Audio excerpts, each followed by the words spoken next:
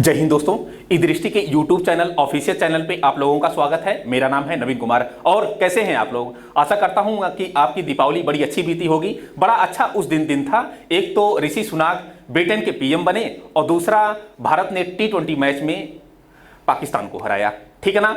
तो खैर आते हैं अपने टॉपिक पर और पूरा फुल डिस्कशन करते हैं पिछले 20 वर्षों में जो पॉलिटी के क्वेश्चंस पूछे गए हैं। आज आपकी बारी सबसे इंपॉर्टेंट टॉपिक फंडामेंटल राइट की है, मूल अधिकार की है। तो मूल अधिकार से जो भी क्वेश्चंस आए हुए हैं, जो संविधान के भाग 3 से क्वेश्चन आए हैं, अनुच्छेद 12 से लेकर 35 तक जो भी क्वेश्चंस आए हुए हैं, उसको एक तो डिजिटल फॉर्म में क्वेश्चन के हिसाब से हम लोग एक एक बिंदु करके अच्छे से डिटेल से देखने वाले हैं। तो आते हैं भाई, क्वेश्चन को देखते हैं, फिर बीच में बातचीत करते हैं। तो मूल अधिकार, फंडामेंटल राइट, आपको पता होगा कि यह जो संविधान अपना है, प्यारा सा संविधान, उस संविधान में टोटल भागों की अगर संख्या देखें तो 22 भाग है। तो सवाल है कि किस भाग में मूल अधिकारों का उल्लेख किया गया है? तो जो भाग 3 है, भाग 3, इसी भाग 3 में फंडामेंटल राइट का उल्लेख किया गया है। एक ड्राफ्टिंग कर देता हूं और उस ड्राफ्टिंग के माध्यम से सारी चीजें स्पष्ट हो जाएगी, सारी की पॉइंट स्पष्ट हो जाएंगे।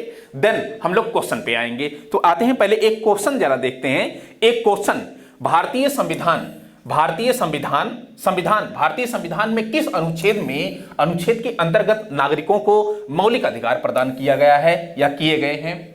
तो आप जानते ही हैं कि संविधान का भाग 3 जो है वह अनुच्छेद 12 से लेकर 35 तक नागरिकों को या व्यक्तियों को मूल अधिकार प्रदान करता है, ठीक है ना दोस्तों। तो ए आपका अनुच्छेद 12 से लेकर 35 तक, तो ऑप्शन तो आपका ए सही हो जाएगा, बी ऑप्शन सही हो जाएगा। ए अगर क्वेश्चन हम देखें तो 41वां जो बीपीएससी था 1964 में हुआ था, उसको लेकर यहां पर क्वेश्चन पूछा गया है। यहां पर 2000 में जो बीपीएससी हुआ था वहां पर, और लोअर पीसीएस 2015 में एक क्वेश्चन पूछा गया है। लेकिन अब मैं आपको बताते चलूं कि यहां पर क्वेश्चंस को थोड़ा सा हम लोग डिटेल में अगर जाएं तो यह कह सकते हैं कि मूल अधिकारों को लेकर एक ड्राफ्टिंग अगर करें तो मूल अधिकारों को लेकर ड्राफ्टिंग करने पर हमको कई सारी चीजें मिलती हैं। एक तो आपका ऐसे आप ड्राफ्टिंग जरूर करें, की पॉइंट जरूर लिखें मूल अधिकारों से संबंधित।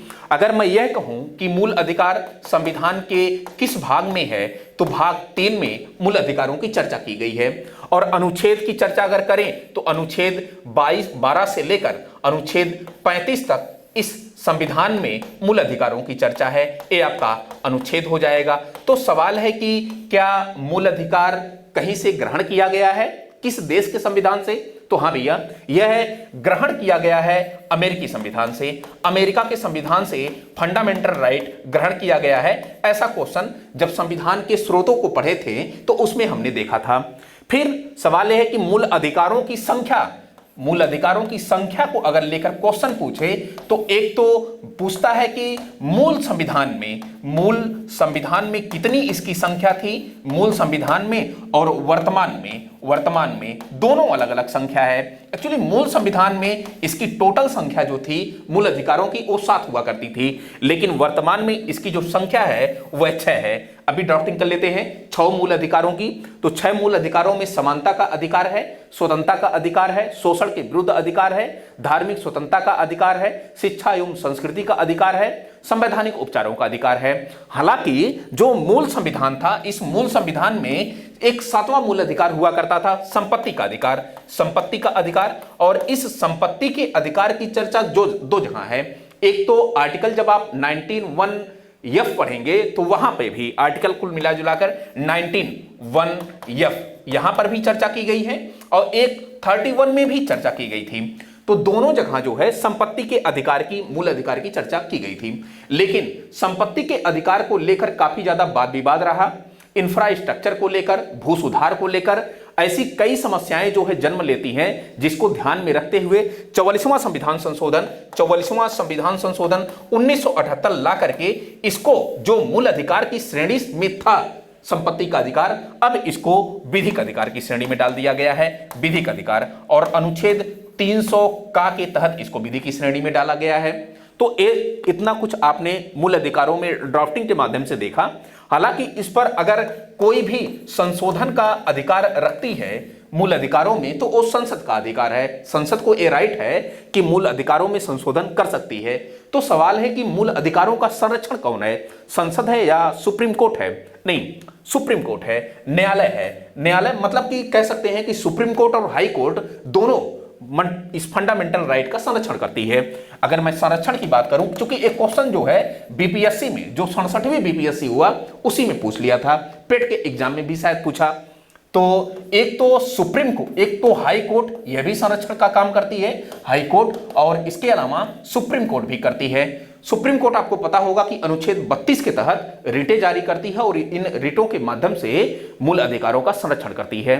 तो अनुच्छेद 32, अगर आपके मूल अधिकारों का वायलेशन हो रहा है तो आप डायरेक्टली प्रत्यक्ष रूप से सुप्रीम कोर्ट जा सकते हैं।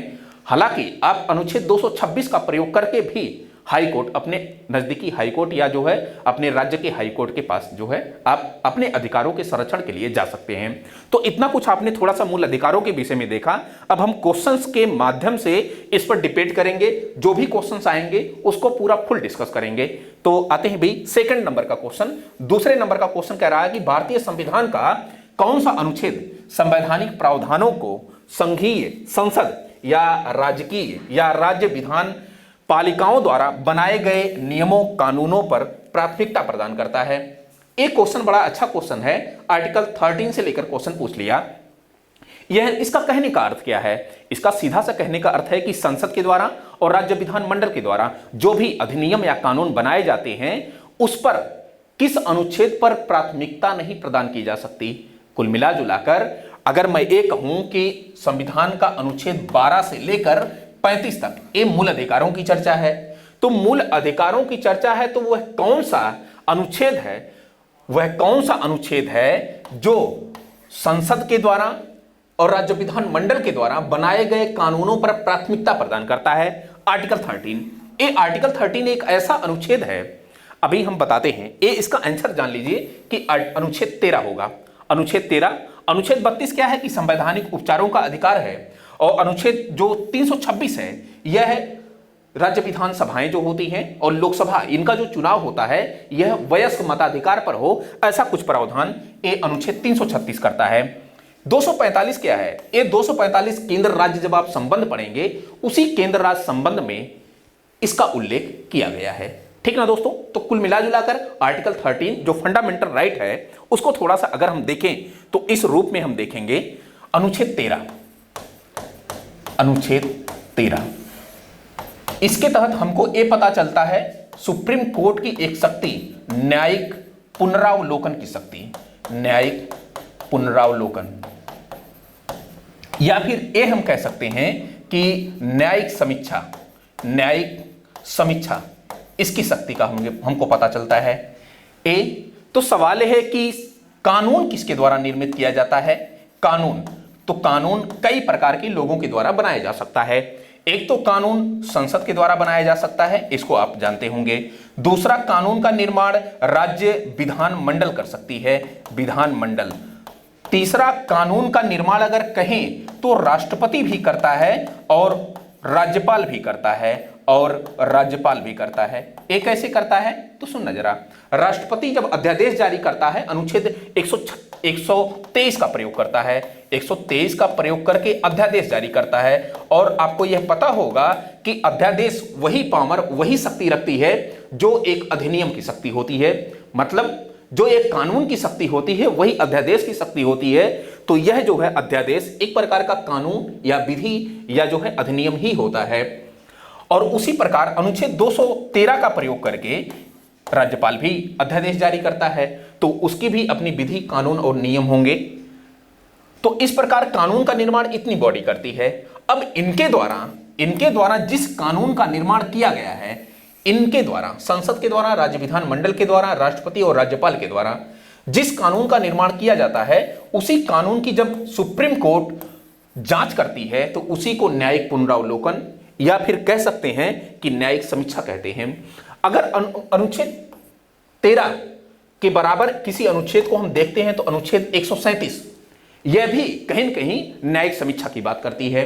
तो कुल मिला जुलाकर ऐसा कुछ स्ट्रक्चर आपको जानना पड़ेगा।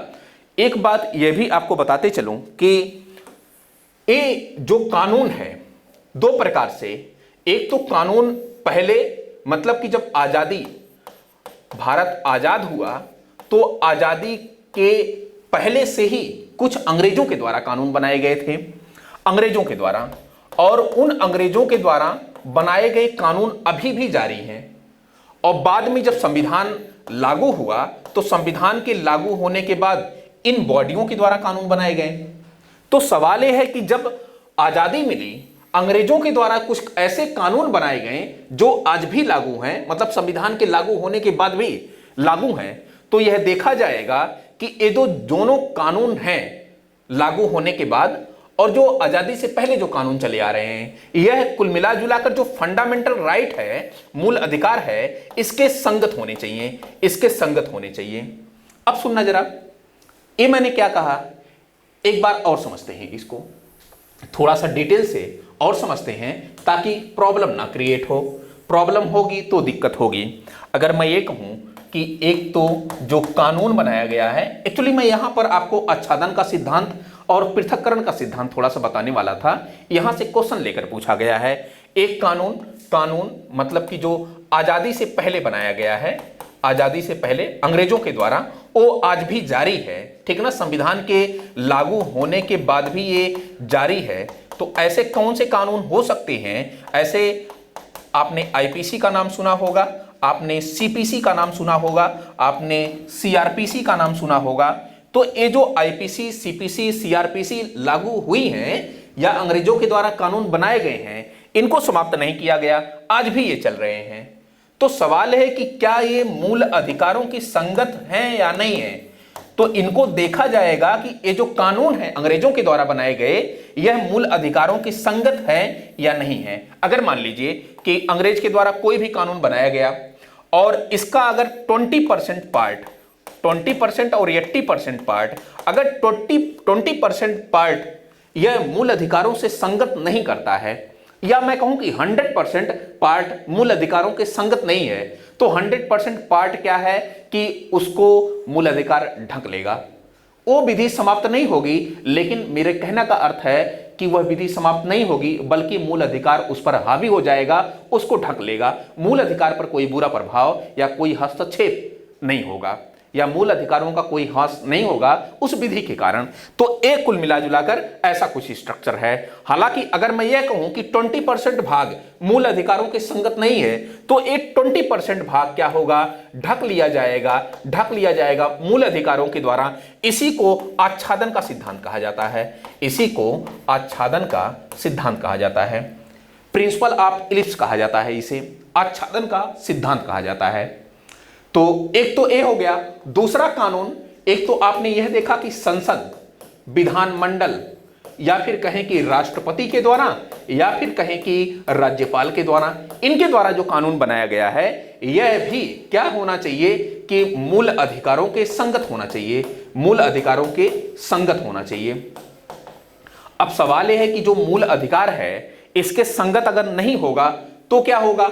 अगर मूल अधिकारों के संगत नहीं होगा, मान लीजिए कि संसद या राज्य विधानमंडल ने कोई कानून बनाया, इसका अगर 20% पार्ट संगत नहीं है, यह असंगत है मूल अधिकारों के, तो ये 20% भाग क्या हो जाएगा, समाप्त हो जाएगा।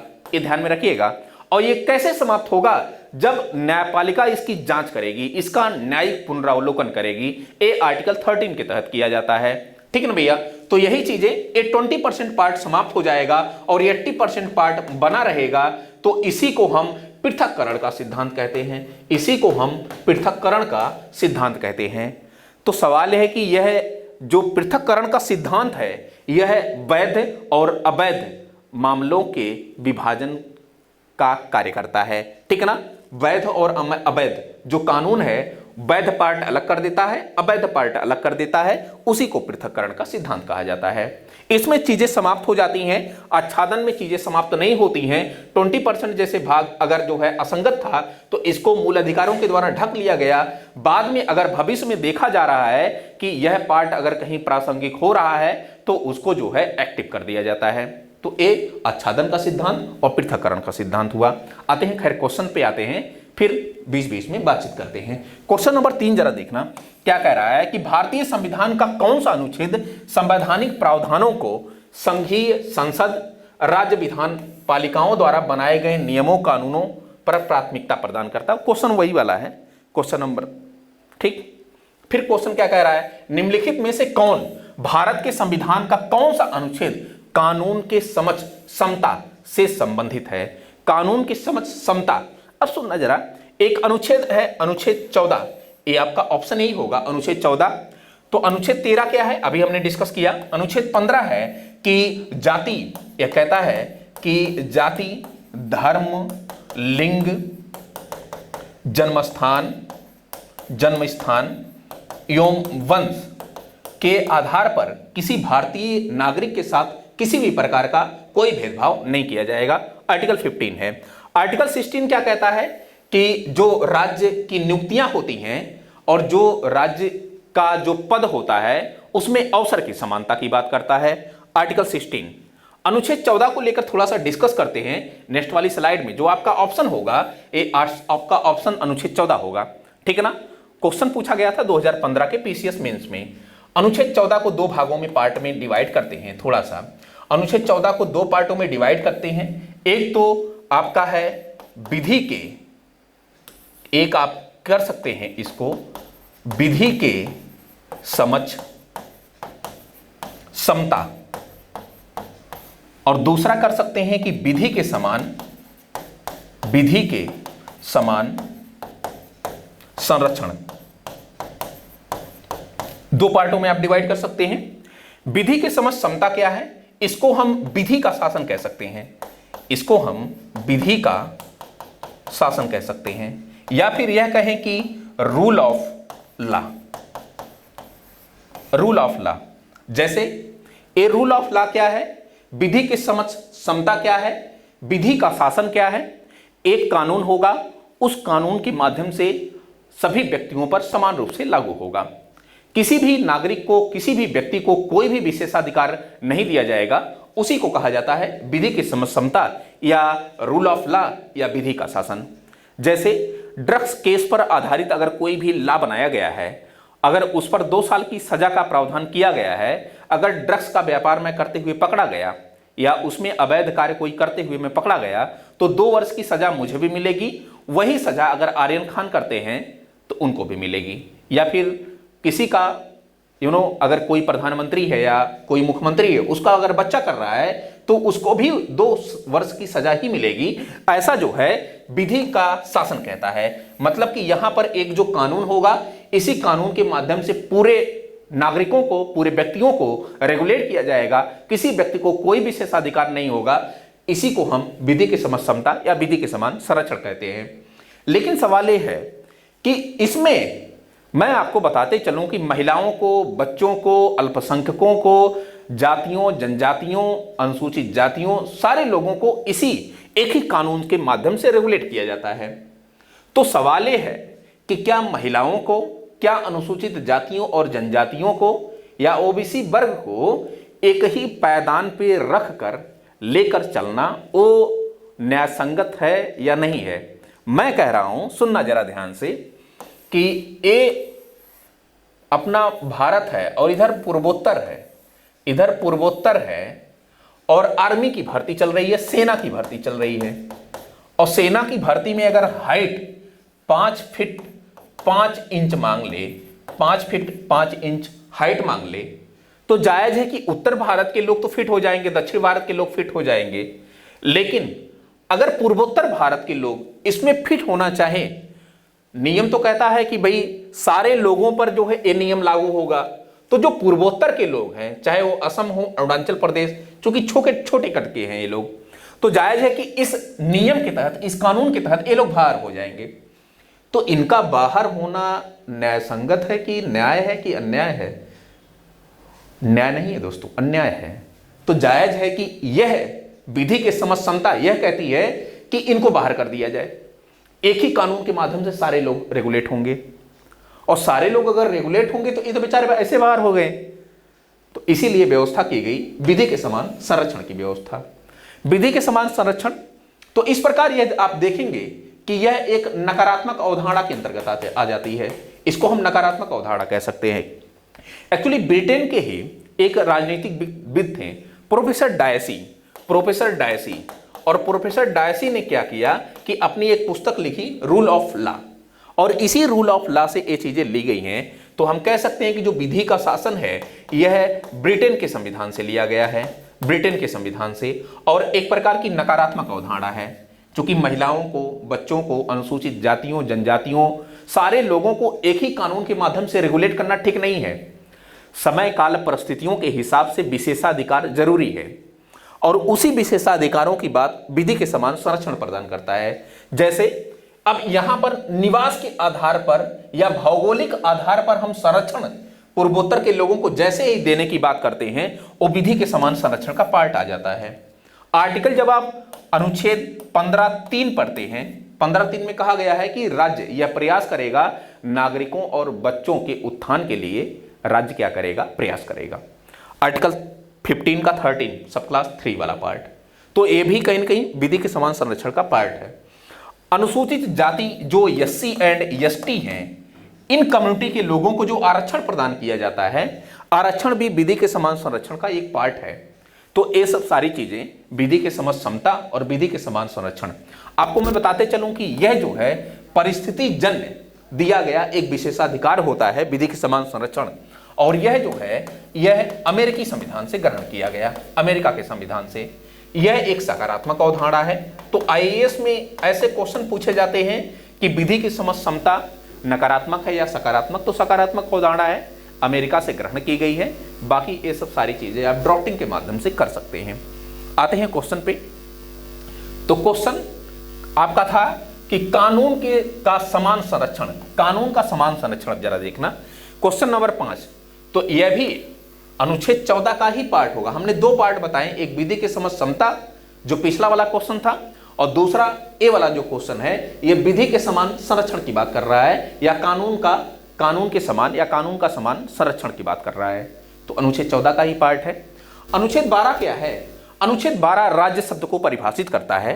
राज्य की परिभाषा को जो है यह परिभाषित करता है, राज्य को परिभाषित। यहां राज्य का आशय उत्तर प्रदेश, मध्य प्रदेश, बिहार, तमिलनाडु, पश्चिम बंगाल से नहीं है, बल्कि राज्य का आशय उन सारी संस्थाओं से है जो सरकार के द्वारा प्रत्यक्ष या अप्रत्यक्ष रूप से संचालित की जाती हैं, राज्य की परिभाषा के अंतर्गत आती हैं। जैसे संसद हो गया, जैसे राज्य विधानमंडल हो गया, जैसे पुलिस प्रशासन हो गया, DM, SDM, ये सभी राज्य की परिभाषा के अंतर्गत। LIC हो गया, स्थानीय प्राधिकरण हो गया, विमानपत्तन प्राधिकरण हो गया, FCI हो गया, ठीक ना, ये सभी सारी चीजें जो है, BCCI हो गया, एम्स हो गया, केंद्रीय विश्वविद्यालय यूनिवर्सिटियां हो गई, ये सभी राज्य की परिभाषा के अंतर्गत आती हैं। क्योंकि देखिए राज्य की परिभाषा मतलब कि एक ऐसी संस्था जो राज्य के द्वारा संचालित की जाए, और जायज है कि ये राज्य की परिभाषा के अंतर्गत आएगी, इसी के अंतर्गत लोग काम करेंगे। जैसे LIC के अंतर्गत लोग काम करेंगे, जैसे आपका FCI के अंतर्गत लोग काम करेंगे। तो यहां पर सीधा सा कहा गया है कि जो फंडामेंटल राइट प्रदान किया जाता है वह राज्य के विरुद्ध नागरिकों को प्रदान किया जाता है, ताकि राज्य जो है वह नागरिकों के मूल अधिकारों का जो है दुरुपयोग ना कर सके, ठीक है ना। तो यही चीजें राज्य के विरुद्ध प्रदान की जाती हैं, फंडामेंटल राइट को। ये सब सारी चीजें राज्य की परिभाषा के अंतर्गत आती हैं। तो अनुच्छेद 12 राज्य की परिभाषा, यहां पर राज्य की परिभाषा। अनुच्छेद 14 आपने देखा ही। अनुच्छेद 13 हमने डिटेल से ही बताया कि न्यायिक पुनरावलोकन, न्यायिक समीक्षा, ये सब सारी चीजें आपका जो है पृथक्करण का सिद्धांत, आच्छादन का सिद्धांत जैसी सारी चीजें अनुच्छेद 13 के अंतर्गत बताया। अनुच्छेद 15 बताया कि जाति, धर्म, लिंग, जन्मस्थान एवं वंश के आधार पर किसी भी भारतीय नागरिक के साथ किसी भी प्रकार का कोई भेदभाव नहीं किया जाएगा। ये आर्टिकल 15 है। कब पूछा गया ये क्वेश्चन? तो ये क्वेश्चन 2018 में छत्तीसगढ़ PCS में पूछा गया है। नेक्स्ट क्वेश्चन आते हैं, क्वेश्चन नंबर 6 कह रहा है कि विधि का नियम, वही रूल ऑफ लॉ की बात कर रहा है। विधि का नियम, कानून का अधिराज्य का मतलब क्या है? अभी हमने बताया कि एक कानून जो पूरे अधिराज्य पर लागू हो, पूरे देश पर लागू हो, किसी को किसी भी प्रकार का कोई विशेष अधिकार ना प्राप्त हो, ऐसा जो है प्रावधान विधि का शासन या रूल ऑफ लॉ या कह सकते हैं कि विधि का नियम कहलाता है। तो सभी के लिए एक कानून, जरा पहला ऑप्शन जरा देखना, कह रहा है कि सभी के लिए एक कानून और सभी के लिए एक न्याय तंत्र। तो वही तो बात कर रहा है ना कि विधि का नियम, वही तो बात कर रहा है रूल ऑफ लॉ। तो आपका जो पहला ऑप्शन होगा यही आपका आंसर हो जाएगा। यहां देखिए, सभी के लिए एक कानून और सभी के लिए एक राज्य, सभी के लिए एक कानून और सभी के लिए एक राज्य। फिर क्या कह रहा है, सभी के लिए एक राज्य और सभी के लिए एक न्यायतंत्र। नहीं, ए वाला सही है, क्योंकि ये न्यायतंत्र की बात करता है, न्याय प्रदान करने की बात करता है, इसलिए आपका जो ए ऑप्शन होगा वो राइट होगा। ए कब पूछा गया, 66वीं बीपीएससी 2020 में क्वेश्चन पूछा गया है। आते हैं नेक्स्ट क्वेश्चन। क्वेश्चन नंबर 7 क्या कह रहा है कि संविधान के किन अनुच्छेदों के अनुसार ओबीसी जो अन्य पिछड़ा वर्ग है को आरक्षण प्रदान किया जाता है।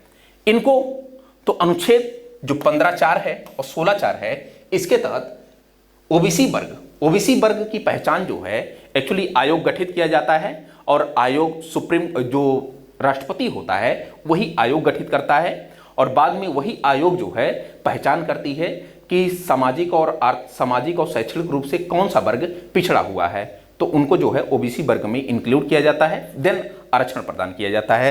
तो ये जो चीजें हैं यहां पर तो अवसर की समता, अवसर मतलब कि जो रोजगार में आरक्षण की बात करता है, पदों पर नियुक्तियों के आधार पर आरक्षण की बात करता है, वो आर्टिकल 16(4) है।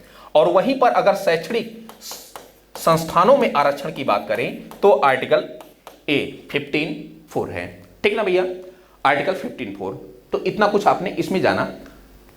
नेक्स्ट क्वेश्चन क्या है, क्वेश्चन नंबर 8 जरा देखना। कह रहा है कि भारतीय संविधान का छुआछूत उन्मूलन से संबंधित अनुच्छेद है, तो अनुच्छेद 17। एक क्वेश्चन देखिए, बार बार क्वेश्चन पूछा गया है, 1994 से लेकर पीछा नहीं छोड़ा, 2007, 2005 लगातार क्वेश्चन पूछे गए हैं। तो छुआछूत मतलब कि अस्पृश्यता का उन्मूलन। एक्चुअली भारत जब आजाद हुआ तो भारत इससे काफी ज्यादा ग्रस्त था। बी.आर. अम्बेडकर का नाम आपने सुना ही होगा, पूरे संविधान के निर्माणकर्ता, जो प्रारूप समिति के अध्यक्ष थे। 35,000 किताबों पढ़ने वाले ऐसे व्यक्तित्व थे वो, जो दो सब्जेक्टों में डॉक्टरेट की उपाधि प्राप्त हुए थे। तो उनको जो है काफी ज्यादा इसका सामना करना पड़ा था। कहीं न कहीं भारतीयों को औपनिवेशिक शासन काल में भी इसका सामना करना पड़ा था।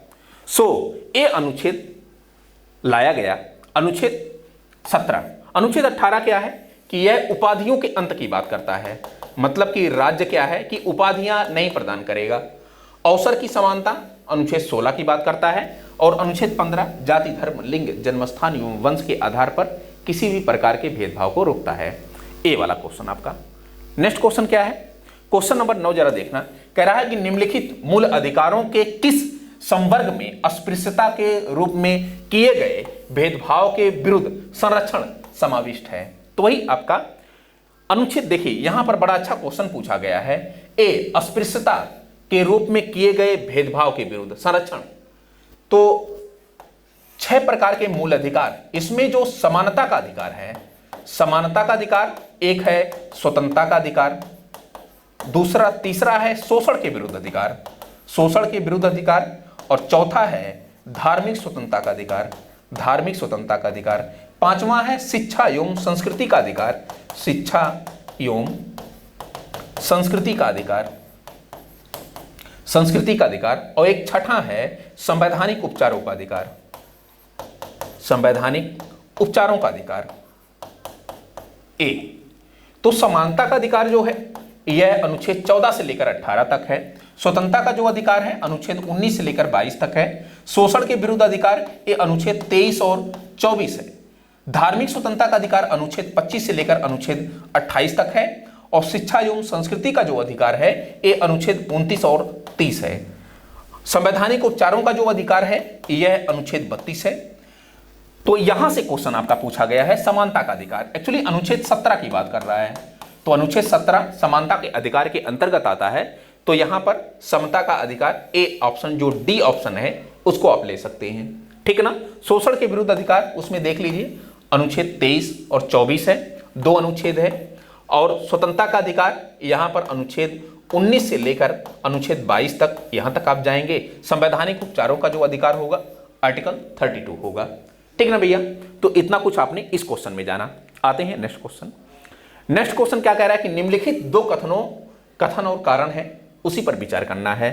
कथन ये कह रहा है कि अस्पृश्यता संरचनात्मक हिंसा का सबसे खराब स्वरूप है। भाई किसी के साथ छुआछूत हो जाए, खाना कोई खा रहा है, उसमें अगर कोई ऐसा व्यक्ति आ जाए खाना खाने के लिए जिसके साथ छुआछूत या अस्पृश्यता का व्यवहार किया जाए, तो जायज़ है कि उससे बड़ी शर्मनाक या मानवता की सबसे बड़ी जो है एक प्रकार से स्वरूप हमको दिखाई पड़ता है, ठीक ना। तो वही कह रहा है कि अस्पृश्यता संरचनात्मक हिंसा का सबसे खराब स्वरूप है। तो ऑफकोर्स सबसे खराब स्वरूप है, बात सही है। तो कथन सही है। कारण क्या है कि अस्पृश्यता के चलन का आधार धार्मिक स्वीकृति है। तो धार्मिक स्वीकृति भी आधार बनाई जा सकती है, धार्मिक स्वीकृति ही आधार बनी हुई है किसी सामाजिक व्यवस्था को लागू करने के लिए। एक धर्म, एक जो ऐसा फिलहाल नहीं कहा गया है किसी भी धार्मिक ग्रंथों में, ना तो वेदों में, ना तो जो है कहीं भी छुआछूत जैसी कोई बातें नहीं की गई, लेकिन जो धार्मिक परंपराएं हैं उन धर्म के अकॉर्डिंग चलने वाले जो सामाजिक पहलू हैं उनके अकॉर्डिंग एक आधार ले लिया जाता है कि धार्मिक रूप से ऐसा कहा गया होगा। तो ये मान्यता रही है धार्मिक आधारों की। तो धार्मिक स्वीकृति कहीं न कहीं इसको आधार प्रदान करती है अस्पृश्यता के चलन की। सो कथन और कारण दोनों सही है और एक प्रकार से व्याख्या भी करता है, ठीक है ना। तो आपका ए ऑप्शन जो होगा ए राइट होगा। नेक्स्ट क्वेश्चन क्या कह रहा है? नेक्स्ट क्वेश्चन नंबर 11 कह रहा है कि भारत का संविधान अस्पष्टता, प्रेस की स्वतंत्रता की व्याख्या नहीं करता है, किंतु यह आजादी अंतर्निहित है। ए अनुच्छेद 19(1)(a)। अनुच्छेद 19(1)(a) में कई प्रकार की स्वतंत्रता प्रदान की जाती है, लेकिन मैं आपको बताते चलूं कि जो अनुच्छेदों में उल्लेखित है प्रेस की स्वतंत्रता का प्रावधान उल्लेखित नहीं है, लेकिन कहीं न कहीं जो प्रेस की स्वतंत्रता है वह इन अनुच्छेदों में अंतर्निहित मालूम पड़ती है। अंतर्निहित जैसे आपका अनुच्छेद 19(1)(a) ये जो कहता है इसमें 6 प्रकार की स्वतंत्रता है। 6 प्रकार की, 6 प्रकार में एक तो आपका जो स्वतंत्रता थी यह भाषण एवं अभिव्यक्ति की स्वतंत्रता थी। भाषण एवं अभिव्यक्ति की स्वतंत्रता। और इसी भाषण एवं अभिव्यक्ति की स्वतंत्रता में कहीं न कहीं अंतर्निहित मालूम पड़ता है क्या? प्रेस की आजादी, प्रेस की स्वतंत्रता।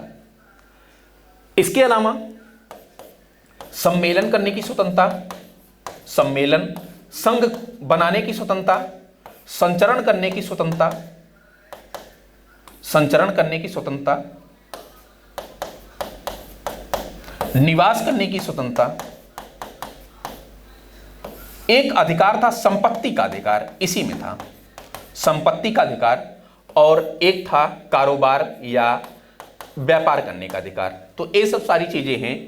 भाषण एवं अभिव्यक्ति की स्वतंत्रता, इसको हम ए कह सकते हैं, फिर इसको हम बी कह सकते हैं कि सम्मेलन करने की स्वतंत्रता, संघ बनाने की स्वतंत्रता सी कह सकते हैं, और संचरण करने की स्वतंत्रता डी कह सकते हैं, निवास करने की स्वतंत्रता ई कह सकते हैं, और संपत्ति के अधिकार को हम अनुच्छेद 19(1)(f) में रख सकते हैं। अनुच्छेद 19(1)(f) में रख सकते हैं, ठीक ना भैया। तो ये सब सारी चीजें, फिर व्यापार करने की स्वतंत्रता, इसको हम अनुच्छेद 19(1)(g) में रख सकते हैं।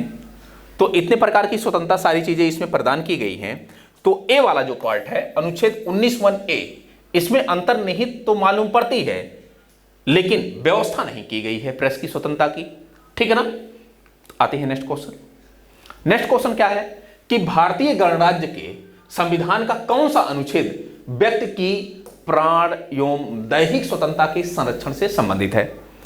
प्राण एवं दैहिक स्वतंत्रता, निजता का अधिकार, बार बार सुप्रीम कोर्ट, प्रतिष्ठा का अधिकार, निजता का अधिकार, इसके अलावा जो है कई प्रकार के ऐसे राइट जो है इसमें परिभाषित करता है आर्टिकल 21, प्राण एवं दैहिक स्वतंत्रता। इसको हम कह सकते हैं कि प्राण एवं दैहिक स्वतंत्रता,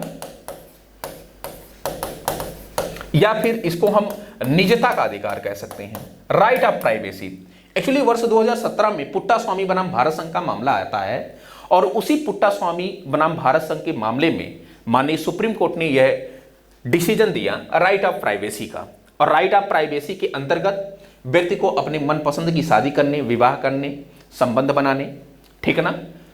तो इन सब की अपनी स्वतंत्रता प्रदान की गई पुट्टा स्वामी केस में। अनुच्छेद 19 अभी बताया हमने कि यह जो है अनुच्छेद 19 भाषण एवं अभिव्यक्ति की स्वतंत्रता, वाक एवं अभिव्यक्ति की स्वतंत्रता से रिलेट करता है। अनुच्छेद 20 क्या है? यह है कोई भी अपराधी जो है उसको संरक्षण प्रदान करता है, उसको संरक्षण प्रदान करता है अनुच्छेद 20। अनुच्छेद 22 क्या है कि गिरफ्तारी से संरक्षण, गिरफ्तारी से संरक्षण। तो ये सब सारी चीजें अनुच्छेद क्वेश्चन नंबर 12 में थी। क्वेश्चन नंबर 13 क्या कह रहा है कि भारतीय संविधान के किस अनुच्छेद में विधि की सम्यक प्रक्रिया के सिद्धांत को शामिल किया गया? आर्टिकल 21 A1, आर्टिकल 21 अनुच्छेद 21 में इसी में जो है विधि की सम्यक प्रक्रिया, इसी के जो है सिद्धांत को जो है स्वीकार किया गया था। नेक्स्ट क्वेश्चन क्या है? क्वेश्चन नंबर 14 कह रहा है कि भारत के संविधान के किस अनुच्छेद के अंतर्गत निजता का अधिकार संरक्षित है? अभी हमने बताया कि आर्टिकल जो 21 है इसको जो है निजता के अधिकार के अंतर्गत वर्ष 2017 में पुट्टास्वामी बनाम भारत संघ का जब मामला आता है तो उसी में परिभाषित किया जाता है। अनुच्छेद 19 अभी हमने बताया कि भाषण एवं अभिव्यक्ति की स्वतंत्रता। फिर अनुच्छेद 29 क्या है? अनुच्छेद 29 और अनुच्छेद 30 यह शिक्षा एवं संस्कृति का अधिकार। अनुच्छेद 29 है कि अल्पसंख्यकों को अपनी जो है भाषा, लिपि, ठीक है ना, एवं शिक्षा उसके जो है संरक्षण का अधिकार, ये अनुच्छेद 29 में प्रदान किया गया है। अनुच्छेद 15 ही बताया हमने कि जाति, धर्म, लिंग, जन्मस्थान एवं वंश के आधार पर किसी भी भारतीय नागरिक के साथ किसी भी प्रकार का कोई भेदभाव नहीं किया जाएगा। एक क्वेश्चन कब पूछा? IAS 2021 में क्वेश्चन पूछा गया है, काफी अच्छा question. Next question, question number 15 जरा देखना कि भारत का संविधान का कौन सा अनुच्छेद अपनी पसंद के व्यक्ति से विवाह करने के लिए किसी व्यक्ति के अधिकार को संरक्षण देता है? बड़ा अच्छा क्वेश्चन पूछा गया है। वर्ष 2017 में जब पुट्टास्वामी केस आया और उसी के बाद इसी चूंकि केस में निजता का अधिकार आर्टिकल 21 का पार्ट माना गया और इसी में डायरेक्टली सुप्रीम कोर्ट के पूरे डिसीजंस को लेकर, पूरे स्टेटमेंट को लेकर क्वेश्चन पूछा अनुच्छेद 21 को लेकर। तो ये अनुच्छेद 21।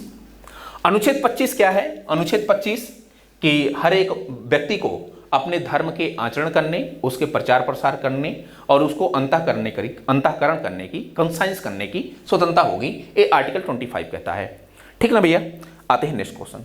नेक्स्ट क्वेश्चन क्या कह रहा है? क्वेश्चन नंबर 16 जरा देखना, कह रहा है कि भारत के संविधान के अंतर्गत कौन सा अनुच्छेद कारखानों में बालकों के नियोजन का प्रतिषेध करता है?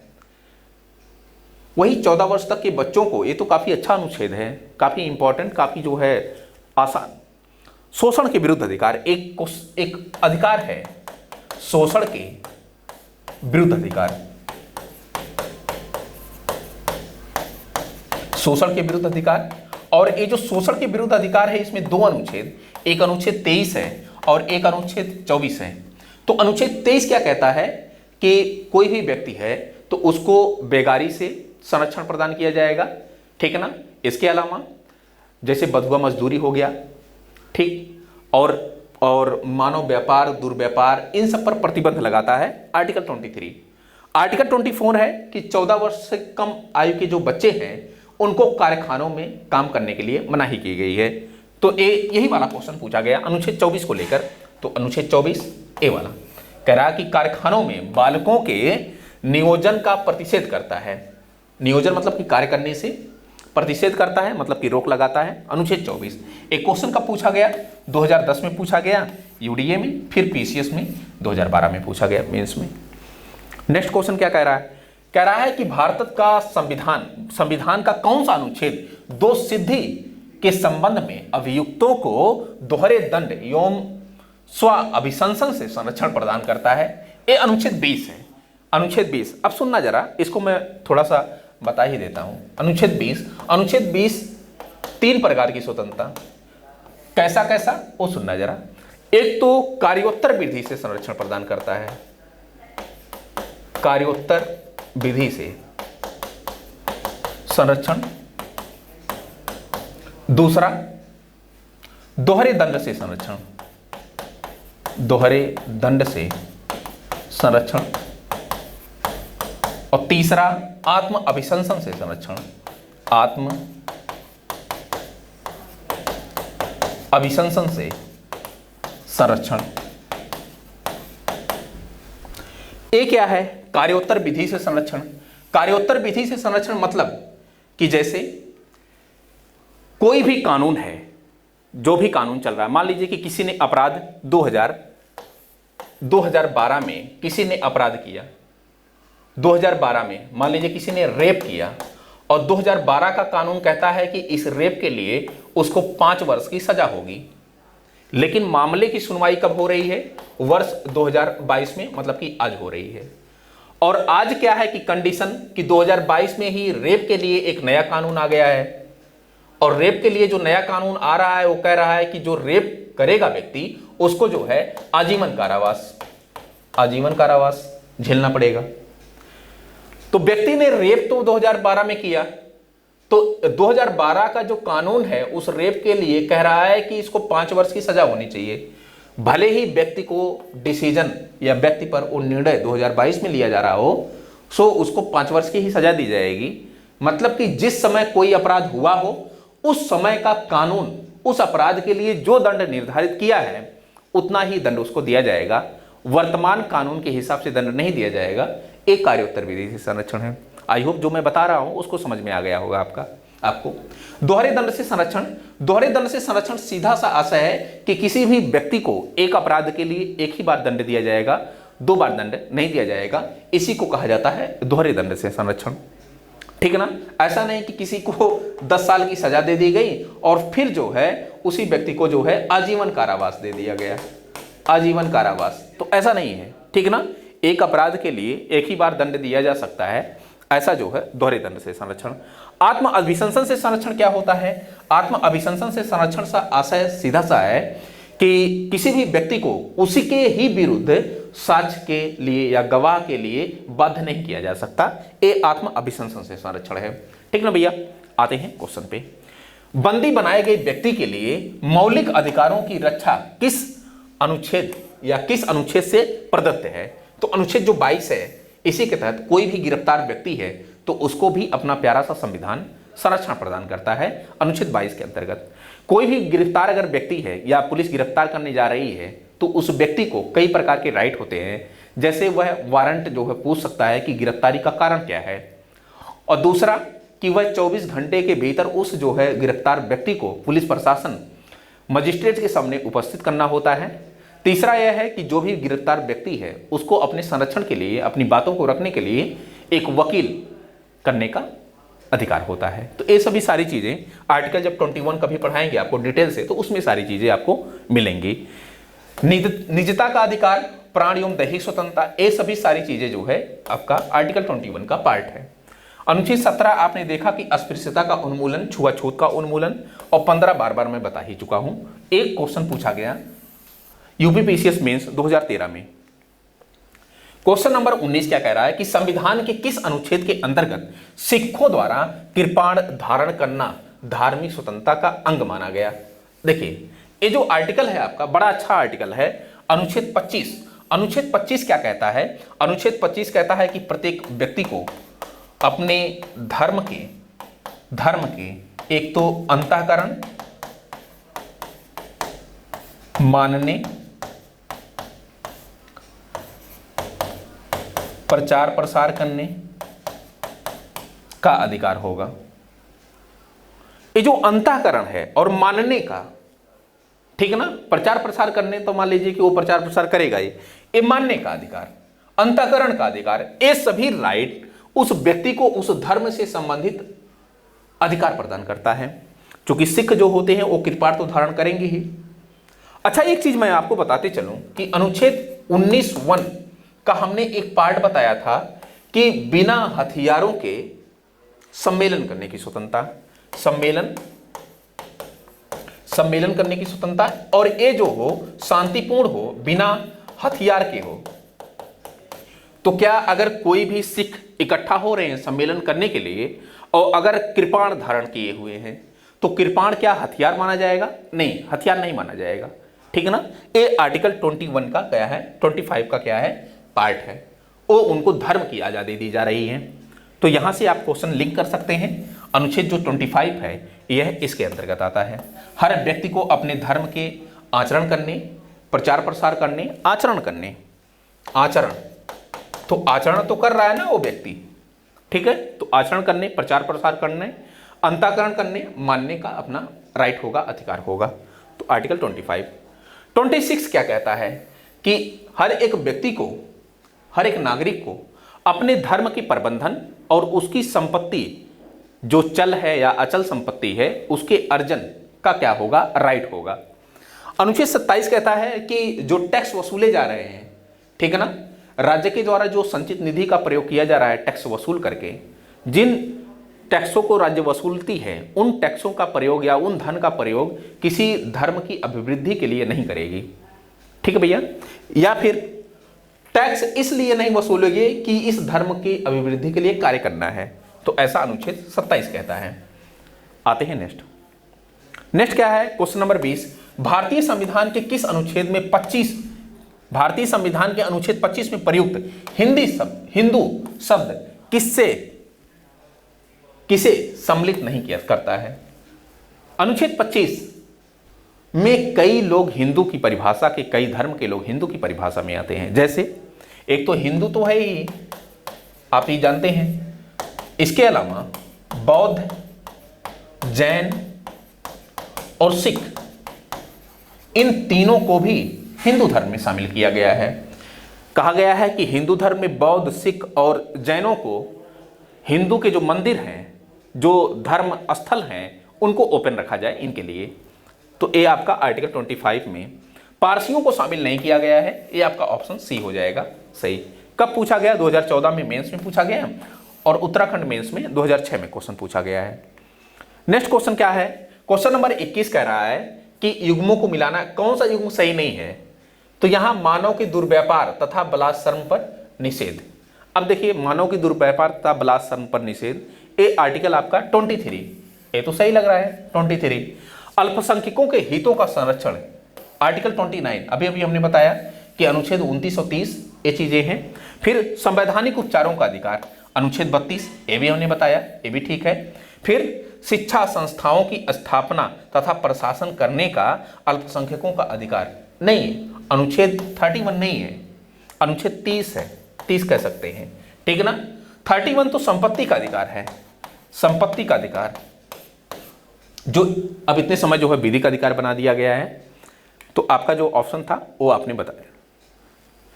नेक्स्ट क्वेश्चन, क्वेश्चन नंबर 22, भारतीय संविधान का कौन सा अनुच्छेद अल्पसंख्यकों को अपनी मनपसंद के शिक्षण संस्थानों को स्थापित करने एवं संचालित करने का अधिकार देता है, अधिकार को संरक्षण प्रदान करता है। तो अनुच्छेद 30 जो है, यह जो अल्पसंख्यक हैं, अल्पसंख्यक, अच्छा अल्पसंख्यक मतलब जो भाषा एवं धर्म के आधार पर अल्पसंख्यकों को जाना जाता है। सुप्रीम कोर्ट ने कहा कि भाषा एवं धर्म के आधार पर, ठीक ना, अल्पसंख्यकों की पहचान की जा सकती है।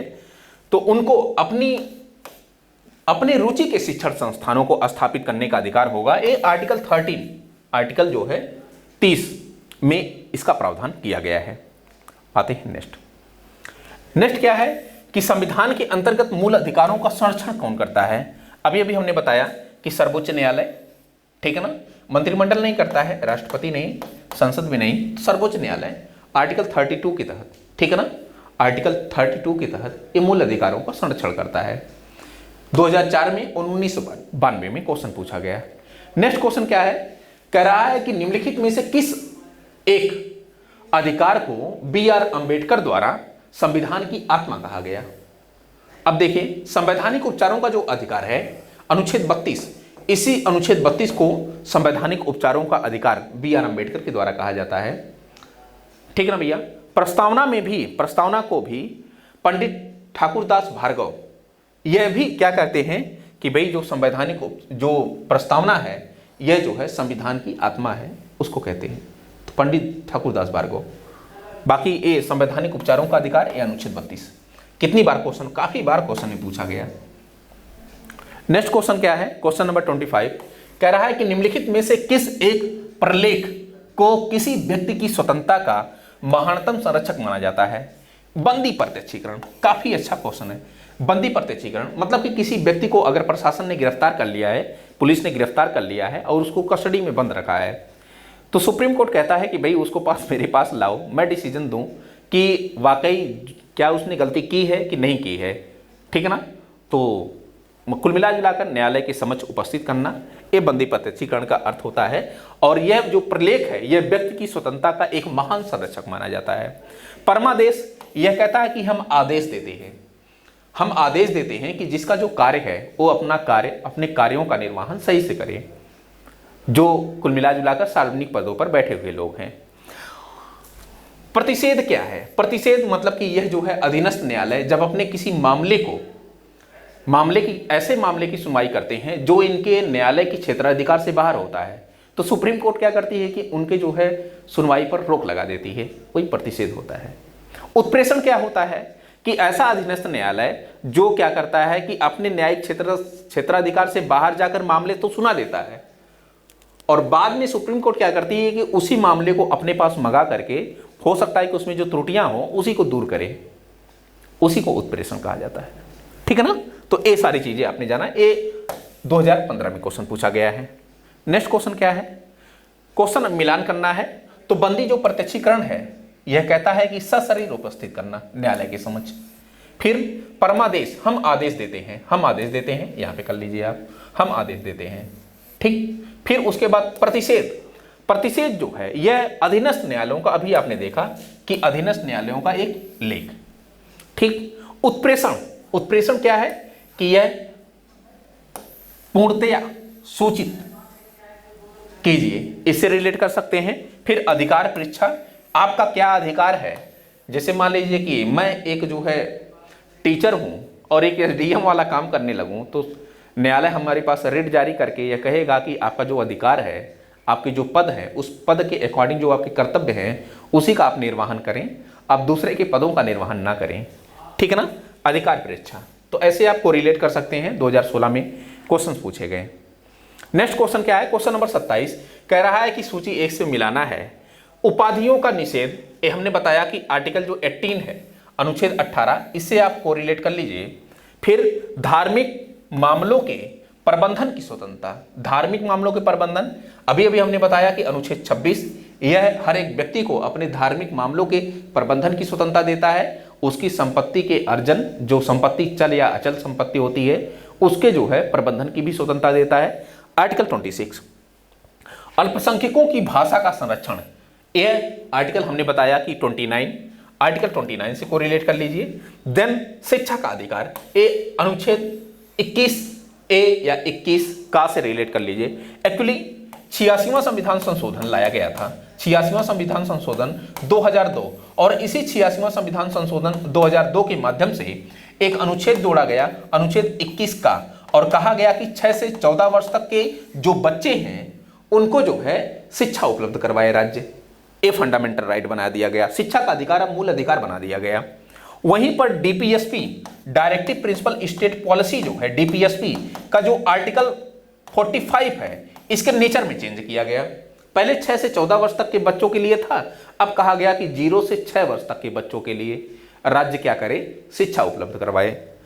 डीपीएसपी के बाद फंडामेंटल जो ड्यूटी है, मूल कर्तव्य, उसमें भी 11वां मूल कर्तव्य बना दिया गया, और इसी संशोधन के तहत 11वां मूल कर्तव्य कहा गया कि 6 से 14 वर्ष तक के बच्चों को माता पिता का यह कर्तव्य होगा कि उनको जो है प्राथमिक शिक्षा उपलब्ध करवाए, अनिवार्य शिक्षा।